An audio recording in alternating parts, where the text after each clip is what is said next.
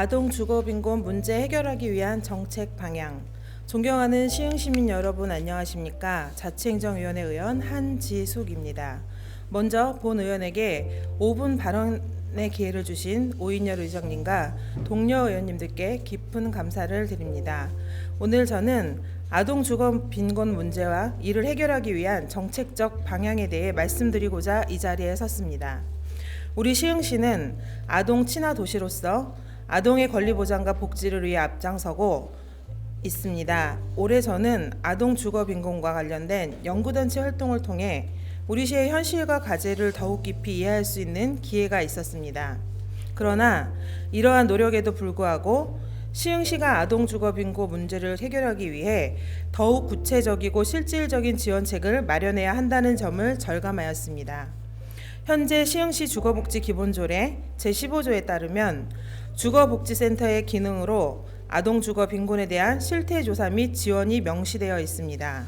하지만 아동 주거 빈곤 가구에 대한 구체적인 지원 내용은 아직 포함되어 있지 않아 실효성 있는 정책을 추진하는 데 한계가 있습니다. 주거 빈곤은 단순히 물리적 공간의 부족을 의미하지 않습니다.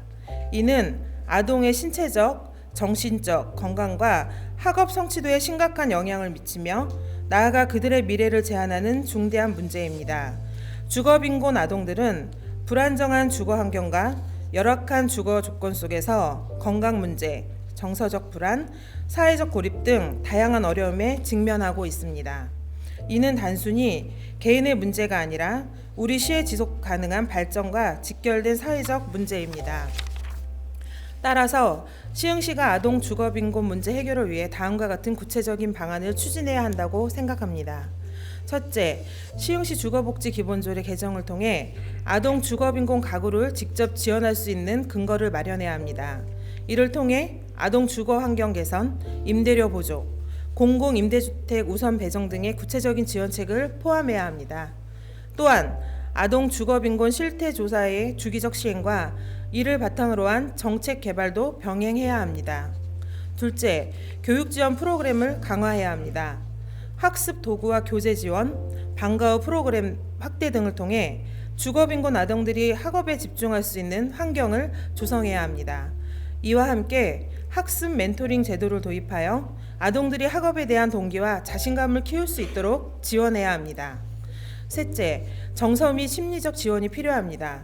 전문 상담사를 통한 심리 상담 서비스와 동료 지원 그룹을 운영하여 아동들이 정서적 안정을 찾을 수 있도록 해야 합니다. 특히 부모와 아동이 함께 참여할 수 있는 가족 프로그램을 통해 가정 내 갈등을 완화하고 안정적인 환경을 조성해야 합니다. 마지막으로 문화체험 및 여가활동 지원을 통해 아동들이 다양한 경험을 쌓고 정서적, 사회적 발달을 도울 수 있도록 해야 합니다. 지역 내 공공시설을 활용한 문화예술체험 프로그램과 스포츠 활동, 지원을 통해 아동들의 창의력과 사회성을 키워야 합니다. 지역사회와의 협력을 강화해야 합니다. 지역 내 기업, 민간단체, 자원봉사자와 협력하여 주거빈곤 아동을 지원하는 통합적 네트워크를 구축해야 합니다. 이를 통해 다양한 자원을 효율적으로 활용하고 아동들이 사회적 연대감을 느낄 수 있는 기회를 제공해야 합니다. 존경하는 시민 여러분, 아동 주거 빈곤 문제를 해결하는 것은 단순히 복지를 확대하는 것을 넘어 우리 시의 미래를 위한 투자입니다. 시흥시가 아동 친화 도시의 명성에 걸맞게 주거 빈곤 아동 문제 해결에 앞장설 수 있도록 적극적인 관심과 지원을 부탁드립니다. 감사합니다.